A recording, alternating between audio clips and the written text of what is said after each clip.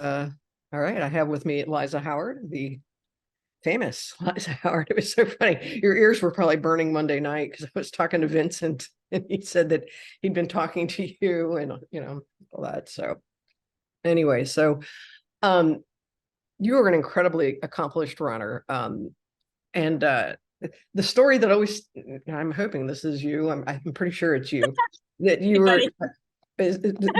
the Bandera one. Well, to stop, you had a baby and you had to, Hmm. yeah, and then you had to breastfeed like Yeah, mid yeah. race. Yeah, that's Without that, it's like it sounds kind of impressive and hardcore, but it's just like you just have to do it. And also, you get to sit down. So it's not like, you know what I mean? So I love it because it's like when you have a cold and you sound really terrible, but you don't actually feel that bad. I kind of right. feel like you get a lot of sympathy.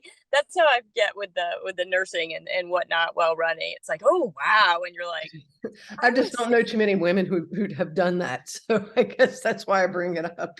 So well, right? but yeah, well, I guess I was trying to demonstrate how much of a badass you are, and I know you have many About you. badass tales. But, well, let's put it this way: I know a lot of the men are, mad props, so and not having had children, so you know. But anyway, so I'd like to hear a little bit, or a lot of it, about your running career because I know that you've been, or my understanding is that you've been doing this most of your life, or no? Really, I didn't run. I went to high school overseas. My dad was in the army, and so we didn't have any track and field or anything like that. And I transferred my senior year, and I did a little bit of cross country, but I was terrible.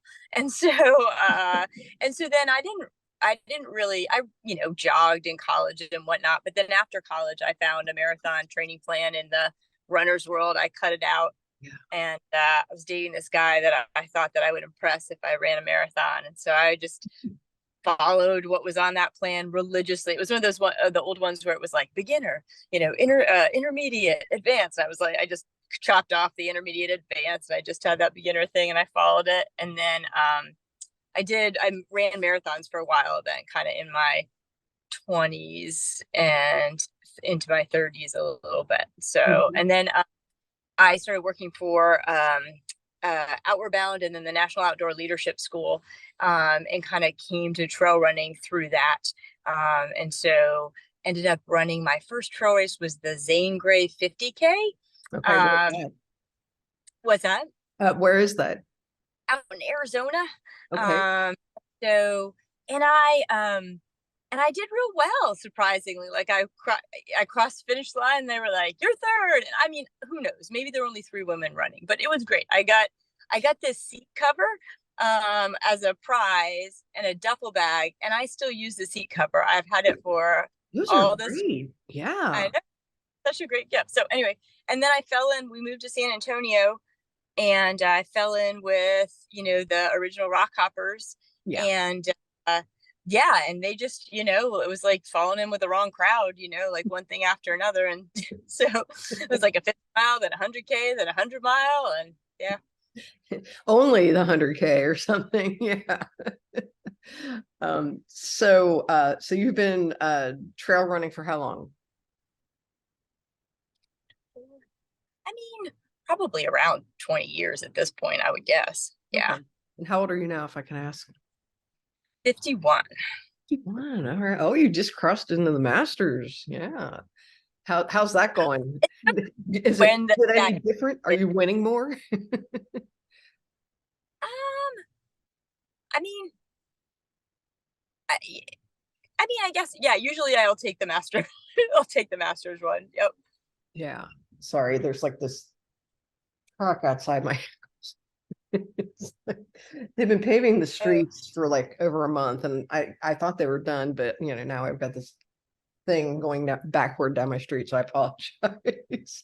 Um, so no worries. I could, oh, you couldn't hear? Okay, well, I could hear. It's just like, ugh. yeah. Anyway, so what is your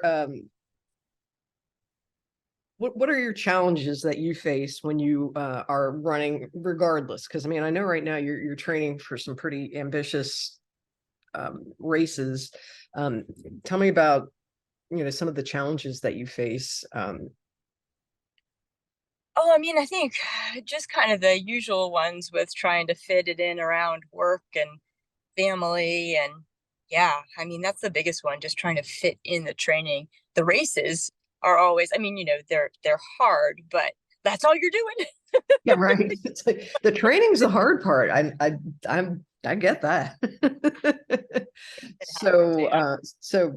And what is your job that you I wear a bunch of different hats. I teach wilderness medicine for Knowles Wilderness Medicine, and then I also coach, and then I direct band of runners. So oh, I've got my hands in a lot of pots right now. Yeah. yeah, that'll keep you very busy. Well, yeah, I noticed that you get started. Well, sometimes when I get emails from you, it's like 4:30 in the morning. So Yeah, that's my special time. I like from 4 to 6. That's I like it's mine. And if anybody gets up during that time, I'm like, no, this is my time. Go away. oh my God. And how many kids do you have? I have two. I have a 15-year-old boy and a 9-year-old girl. Yeah. Okay. Okay. And that's the one you got to go pick up. Okay. Um, Yes, exactly. yeah. Okay. What was I going to ask you?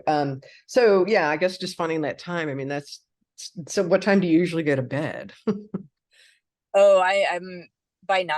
Like that's my, kind of commitment. Like at this point, like I'm not 20 anymore. So like I have to get sleep or the running falls apart. And so yeah, I made this, decision that yeah, 9 o'clock, I'm done. And Yeah. whatever has not gonna happen. Well, that's good. I'm glad you're not one of these people that, stays up until 2 and then, sleeps for 2 hours and tries to do all this stuff. It's I used to be, but then yeah, it impacts your running. It's huge. It has a huge effect on your running. And so yeah. it just felt really dumb to be trying to do like doing all this training and doing all this ancillary work. But honestly, I could just sleep 3 more hours a night and it would have, and I'd improve. So Yeah. That's good. That's good. So tell me about the races that you have coming up. I am running Badwater Cape Fear, which is this 51-ish mile race on one of the barrier islands off the coast of North Carolina. Mhm. And so most of it is on the beach. And apparently like about 13 miles is on kind of road, and then it goes to the beach. And until the tide comes in, you're running on some kind of hard packed sand. Which is nice. And Yeah. yeah, then it gets challenging. And also, it's the beach, so it can be windy. So if I could win, which it sounds like I won't, because it sounds like there's some speedy women coming down, but then I could get an entry back into Badwater, and I would like to the 135-mile race in Death Oh. Valley, and I'd like to go back to do that. So You're definitely an ultra runner. So, and when is that race? Sorry. it is it's March 18th. Oh So my about God. what, Okay. So it's just a 17? couple weeks away. Yeah. Yeah. And then after that, what are you doing? I'm going to try a 24-hour race. I've never done a 24-hour race. And so there's one outside of Philadelphia called Dusk to Dawn to Dusk, Oh. or Dawn to Dusk to Dawn. I don't know. It's D3.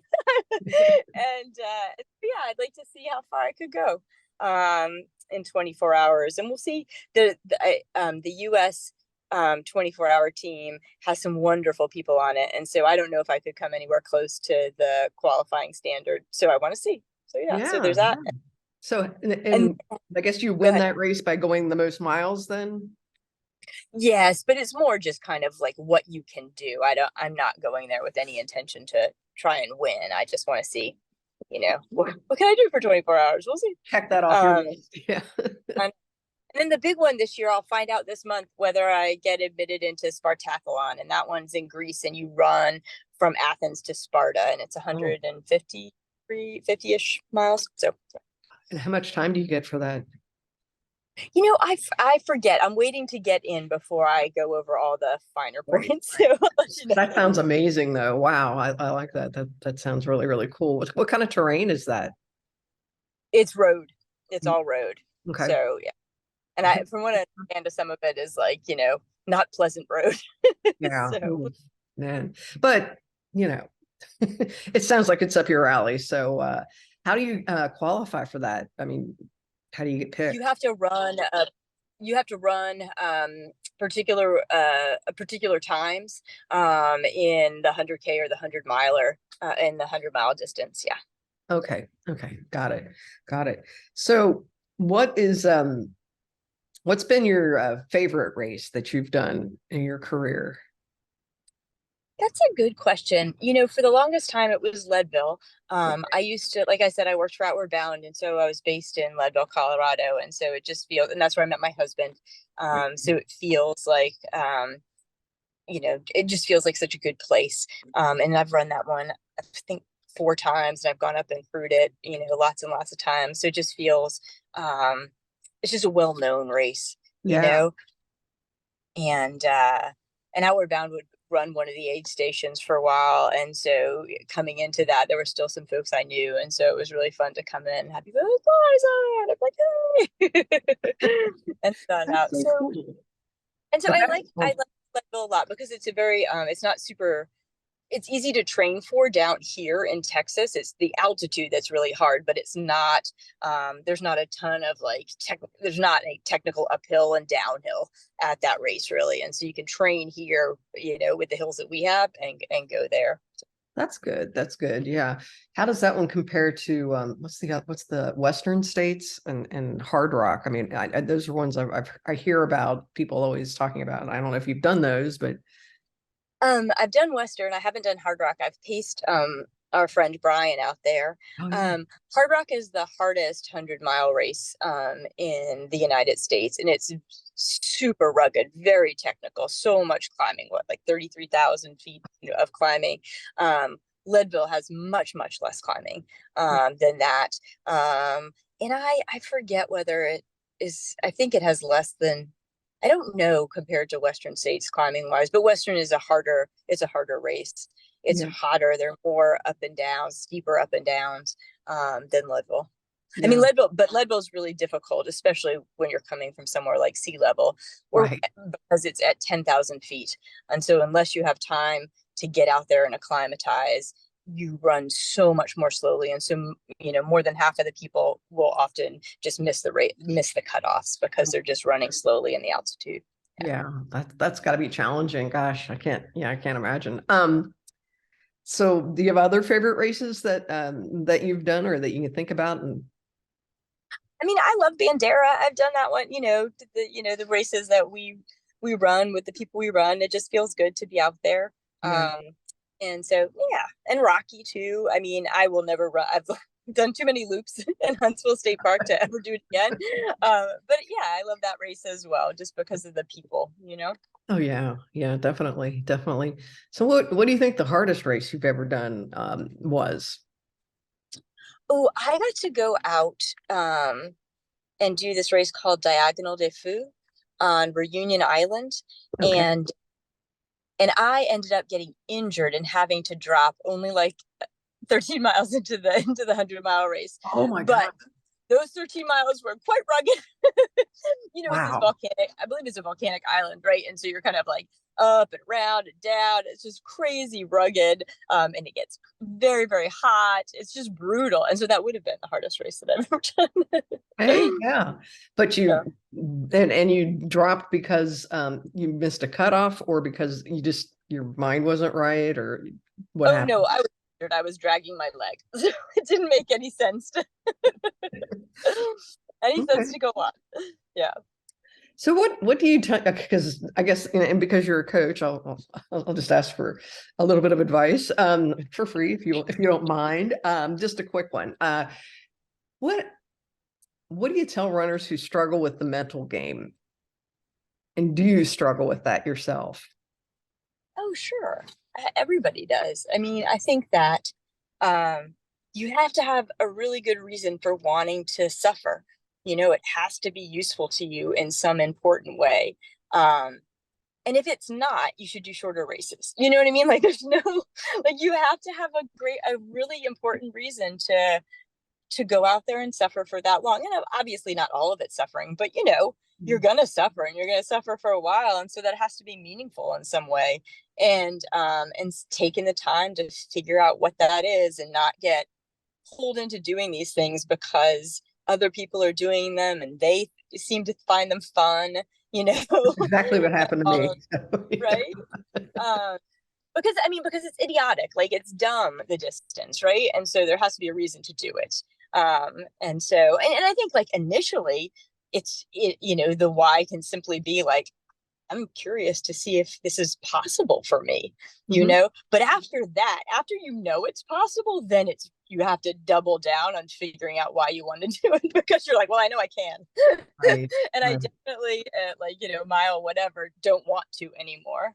So yeah. So that's my Well, advice. I'll like spending a lot of time just figuring out why it's going to be beneficial to you. that's good. I like that. That's helpful.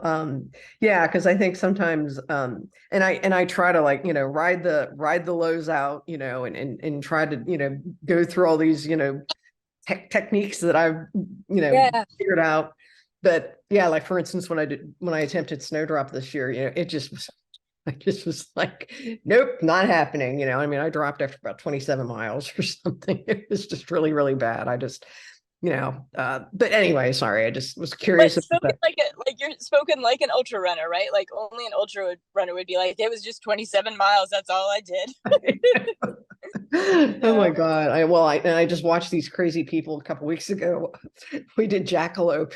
That was just talk about stupid races. It's like I only did 6 hours, so but I've got some friends of mine from San Antonio that they did 100 miles. I had one of my coaches, she did 154, I think, so I know. So Yeah. it's but yeah, and the one thing that she told me, and I don't know if this makes sense to you or if this is anyway familiar, is to not think about the time and not to think about your pace and how many miles you've gone. Does that ring any bells, or is that? I mean, I guess it kind of depends because it's one of those races. It's kind of like what the 24-hour thing, that you're talking about, um, or are you always kind of looking at your watch going, "Ooh, I better, keep it up," or something? Uh-oh, I think I may have lost you. Yeah, my iPad. Okay. Oh my God, so Sorry. sorry. It was really funny though, because I was like, oh, she's just still got the same expression on her face. I'm like, okay, this is weird. So sorry. No, no, don't apologize. I sat here for a couple of moments and then I realized I could pause the recording. I forgot I could do that because this has happened to me before. I mean, not with the phone overheating, but I was like, come on, phone. It's only 81 in the car. What's going on? oh my God, poor thing. Oh God. Oh my Lord. What was I asking you about? I think I was asking you about just that feeling of not counting the your pace and your you know how far you're going. What I'm saying? Yeah. Do you use that technique at all to just not think about it, or do you make a conscious effort to stay on it? I mean, especially because you are very competitive. So I usually run based on perceived effort. And so, I've run enough to know kind of like, hey, this is sustainable. So I don't have to look at my watch. And so it'll be interesting though with the 24-hour race. I might do things differently, right? yeah. But in general, no, I just kind of, like this is what I've got today. No, Let's see that's what good. I happens. mean, that's nice to hear. I think for people like me that are incredibly slow, and I end up walk running. So I mean, at least I'm out there moving. But yeah, because I think I get really hard on myself. I'm sorry, I don't mean to turn this into Donna's confessional, but Yeah, and it's not helpful when you're like, all that negative talk yes. while you're trying to do something incredibly hard. It makes it that much harder. Somebody told me once that you should give the negative talk in your head a name And so then you can directly tell that thing to shut up. So you can name it like, you know, Fred, be like, shut up, Fred. That's really good. I like that. This is Yeah. this is very, very helpful. I feel like I'm in therapy. Weird running therapy. Yeah, very much so. But yeah, but no, that well, and I think too, what like for instance, for me, like when I first started running, I was in the valley and there were a lot of competitive guys down there and so they were always, like on your butt if you weren't clocking in at a particular pace or finishing time or something like that. And I think it's just Well, and that's they what's probably aren't interesting, listening. right? You know, like no one, when I started out, like no one ever talked about like, oh, well, how fast did you run that 50 miler or how fast did you run that 100 miler? It was just like, you ran 100 miles, Right, you ran you 100 miles. finished. Yeah. Yeah. And I mean, that's changed a bit, but it's so much different than road running, Yeah. still. Yeah. Oh yeah, well, that's why I like the trails. The people are better. Nobody cares like how you're dressed or, like Or if you what. fall, they Well, stop yeah, and pick you up. for sure. Yeah. Yeah, I mean, I think at a road race, they probably just jump over you. But Kick you. oh God, Ah, don't step on me. Anyway, so tell me a little bit about your coaching because I'm interested to hear about that in case people are interested in are you looking for clients? Or are you booked up or Always, the kids have to go to college. okay, there's Yeah, bills. I coach with Ian Sharman's group. And so I coached for a while on my own and recognized that I hate everything about the business aspect of coaching. And so um, I teamed up with Ian and Ellie Greenwood. It was the three of us for a long time originally, and now the group is much larger. And so Ian takes care of all the business, and Oh, so which is wonderful. And so I could just concentrate on relationships with people and coaching, and not discuss money, which is how I prefer. So, yeah. yeah, yeah. So, and so how many clients do you have at a given time? I like to keep the number at 30 because That's still a I've lot. taught I've taught for a long time, and so our max class size is 30 people, and I feel like I can know 30 people. Mhm. And most of the folks that I have, I've worked with for years, and so it allows me to, so I can bring in, some new folks, every now and again, and because I know the other folks so well, like it works out. Yeah, yeah. And typically, how long does a training period or is there a typical length of time? That's a good question. A lot of people sign up for coaching for accountability. Mhm. They want someone to care whether they do what they intend to do or not. Yeah, And so, which is why I have a coach. You know what I mean? But and so for those folks, like they'll stay with me as long as they feel like I am, caring about what they're doing, which, I do care. So they'll stay with me for a long time. Other folks will come in like they have a particular race that they've gotten into and they want help with that race. And then afterwards they'll pause until there's some other event or maybe they're done. It was yeah. just that one thing. So, yeah. Okay, that's cool. And so what does a coaching plan look like? I mean, do you have to create a new plan for each person or how does that work? Pretty much. Yeah. So we use Final Surge as a platform. So it's similar to Training Peaks. And so I will put people's schedule up on that. And so they can, they'll access it. And when they do the workout, they can, enter in what they did and how they felt about it. And so, or they can, connect their watch and they'll just upload. And then I check in every day and I'll ask questions or leave comments. And so we'll have a conversation. As much as a conversation as the person wants to have. Like the training plan's not meant to be any sort of burden, but Mhm. I want them to know that I'm looking, and I'm seeing how they're doing, and making sure that they know why we're doing it, and I'm answering their questions. And so we'll have conversations every day, and then we'll do a phone call depending on how much they decide they want of that, either every 2 weeks or every 4 weeks. Mhm. And so yeah, like good coaching depends on good communication. And so it's great to have all the numbers and the data that their watch, puts out there. But Final Search is a great way for us to just kind of communicate back and forth. Okay, cool. And when you coach, are you there with them, or are you just giving them a training plan and then hold them accountable for it and all that? Yeah, it's all virtual. Yeah, It's that's all what I figured. virtual. With 30 people, I that don't would want to run with anybody. No, I'm just kidding. be. No, for me, like, with the kids and all of it, like, it's like I can't. Yeah, and training it for yourself. People. Yeah, yeah, Yeah, yeah. yeah, that's right. The running that Ooh, I so just every thought I'd now and ask. again, yeah, every now and again I get to run with folks, and I love it so much.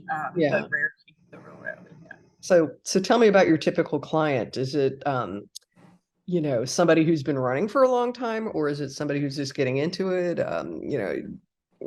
Somebody trying something Like, new? it's kind of the full gambit. I mean, Yeah. I have folks who are looking at running, just getting into running and running half marathons and looking forward one day to doing marathons. I have folks who have run 100-mile races for a long time. I have young folks and older folks. I tend to attract folks who have a ton of commitments, and are trying to figure out how to make it work with all those commitments. I Yeah. like to work with those kind of people because it's real challenging, and so it's real, figuring out how to make it happen. Yeah, it's fun. Yeah. And also, like, I've started to attract runners who are 40 and older, and I love that as well, figuring out how to manipulate the training so that they can reach their potential. And so, Yeah, no, that's good. That's good. Hammer, the first time I trained for a 50 miler, I had a coach, we didn't pay him or anything, but he just was my unofficial coach. And he had given us a training plan for, I guess it was Cactus Rose. And, again, I was living in the Valley, and he had me doing the same exact stuff, in my 50s as people in their 20s and 30s were doing. I'm like, dude, you've got to understand. yeah, I'm older. I mean, I'm out there dragging a tire for, 7 or 8 miles, around this park. It was yeah. crazy. When that became real popular, I decided that I was not dedicated enough to the sport to do that. Like, I don't if want to do that's it what it anymore. required, I No. was like, I'm good. No, you don't really see a lot of it. Although when I was talking to Vincent the other day, I know he's he big still into it. sells those, but I think even Stephen Monty, if you know who that is, he used to be he's a buddy of mine, lives up outside of Dallas, I think. Oh, And I do know that. I know the name. yeah, he's tried to drag a tire for 100 miles at Brazos. But I think he's gone to a weighted vest. um, so do people and do you do like sort of the mental coaching too with them if they need it, in terms of like when you're talking to them on the phone or whatever? Oh yeah, definitely, definitely. I mean, that's why ultra running is interesting, right? Like, Mhm. because it requires that. You can be perfectly capable physically of finishing a distance and not finish it, simply because of what you're telling yourself and what you're thinking about the situation. And so it's really interesting to try and help people figure out how to let their body just do what it can do. Yeah, yeah. Okay, cool. Um, what else was I going to ask you about? I know you've got to go get your daughter and stuff. So we have 10 minutes. We're good. What's that? We have 10 minutes. We're good. Okay, good. Okay, good. I just want to make sure. I don't want to. I don't want you to do what Kenneth Anderlich did a few weeks ago. I was interviewing him. He was in his car outside of a Starbucks, and then all of a sudden he just starts driving, and I'm like, "Oh my God, I'm going to stop this now because I don't want you to crash." Yeah, no, don't worry. I won't. Oh Lord, yeah, he's another crazy one. Oh my God, I think he just did. I forget how many miles out of power lines, but Oh, that's right. I just met him. He was on. They had a little panel at the REI of oh yeah, yeah. trail and ultra runners, so I got to meet him there. Yeah, yeah, he's really, really cool. I met him in person at Bandera, but I had interviewed him before that after he did his run across Texas. Yeah, I'll need to go back and listen to that. Yeah, that he's got a very interesting backstory. I mean, and I didn't really probe as much in it as I know some other people have. I just, wanted to kind of let him talk about what he wanted to talk about. So, but what do you think the hardest thing is for you, other than the time management, or is that just it, in terms of doing this? Because obviously you love it. Um, I think that as I get older, it's it's difficult to know whether the goals are real solid, like whether they're appropriate, because just the older you get, the more that you hear that you shouldn't, you're not able to. And we just don't know with ultra running what's possible. Like obviously we slow down, but we're talking, I mean, we know people who are running, we understand about marathons and half marathons and distances shorter than that, kind of the trajectory, but we don't really know, and it's certainly not for women, and so it's difficult to figure out like what's possible. Yeah. And also I think too, like when training's not going well, when you're in your 20s and 30s, you're like, well, something's wrong, I'm going to fix it. And then when you're 40s and 50s and above, you're kind of like, oh, is this just aging? Is this just how it is now? As opposed to like, oh, what do I need to change so that I can, reach my potential? And so I think like that's a difficult, struggle. And then there are fewer and fewer people that are trying to do similar things. And so you feel like, maybe I'm wrong. It's easy to think that you're wrong and second guess, right? So. Yeah. Yeah. Oh shoot, I had a question and then my this happens sometimes. Yeah. Talk about getting older. Yeah. That's part of it. Oh, yeah. I think too. Yeah. I mean, have you noticed that you have gotten slower since you were maybe in your, 30s and 40s? Or, I mean, again, I know you're a little different than a lot of us, but. Well, and that's a good one. Like I haven't run, I haven't PR'd recently, but I feel like there are pretty good reasons why that hasn't happened. So it's kind of like, Like but then, yeah. Yeah, and so it's like, is it actually that I'm getting older, or did I just like do dumb things? Or just have a bad day. Yeah, right. And so I mean, like obviously, like things are changing. Like I've got gray hair, I've got wrinkled skin. I mean, like clearly I'm aging and things are changing. Internally as well. Yeah. But I don't. I'm not sure. Yeah, I do know recovery. Like, yeah, recovery is harder. I'm so much more sore. Like all of that stuff. Yes, that has changed. So have you had any injuries, lately or anything like that? Or Yeah, I hurt my hamstring over a year ago at Brazos. okay. And so I really kind of that whole next year was rehabbing it, and now it's cooperating. Oh, good. Good. That's good. No, I like it. What do you do to cross train? Because I know you aren't just all running. Because I do a bunch of mobility work. I don't know, that's cross train. And also I've taken up the lifting of weights. It's kind of like all the things that like I've done here and there, but never really consistently. And so I'm right because now you have to. yeah. And so I'm really like I really feel like the lifting, like the heavier lifting, and for me, like heavy lifting is like still the colorful dumbbells. Like it's not. I'm picking the smallest kettlebell. Yeah. but concentrating on like lifting heavy enough that I'm only able to do a few repetitions. Yeah. And that seems like it's been real helpful. So Yeah.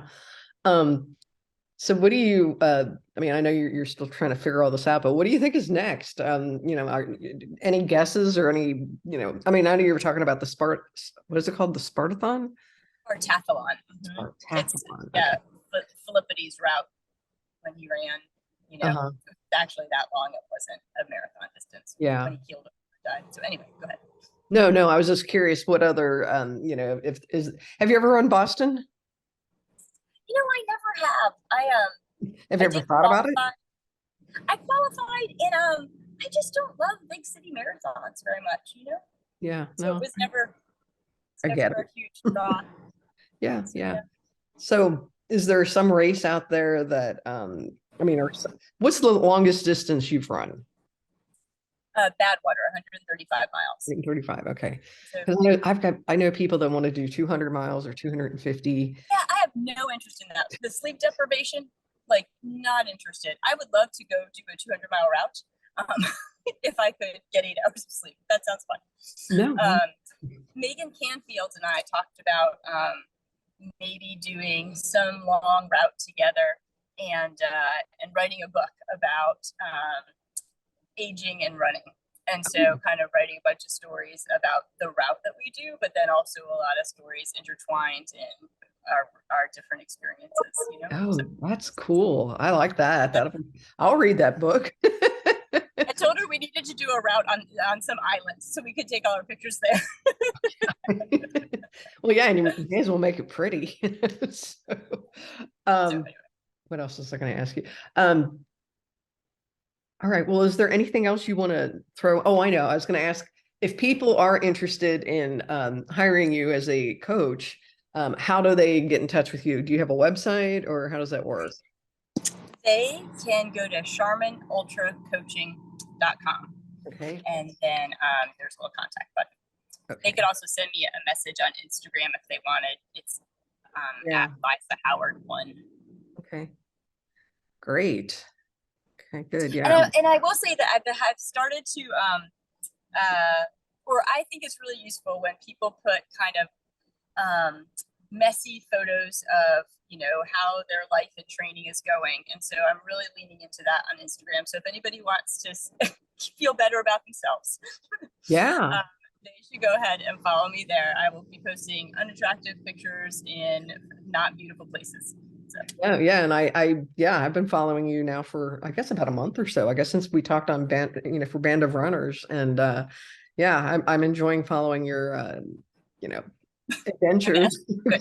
I'm not as good on Instagram. I'm more of a Facebook person, and for better or worse. I mean, but I do occasionally. But yeah, like I felt like this was a way I could set the bar low for people, and this is my service. Well, and I mean, and I know other people have said this about you, but you were one of the most generous, down to earth people that I've met, and and I really am grateful, because I mean, sometimes I feel like, oh my God, I'm not even worthy to talk to Liza. Oh my God, but you put your shoes on just like everyone else. So I mean, and I'm grateful for that. And it's so nice to be able to talk to you. Like, yeah. Oh, so. Thank you. No, likewise. So anyway, I'm gonna let you go get your daughter. Okay. Thank you. But anyway, yeah, I'm gonna stay in touch with you and just follow your adventures, and I'll keep you posted on mine. And not really doing anything too exciting right now, but other than the new cross training thing, that's exciting for me. But yeah, but anyway, so all right. Well, listen, good luck at your race, and hopefully you'll get into the Spartathlon. I know. Keep your fingers. Oh yeah. All right, my dear. Well, listen, you have a great rest of your day. Talk to you later. Thank you. Sorry I get out my phone. Yeah, hang on real quick. I'm going to stop.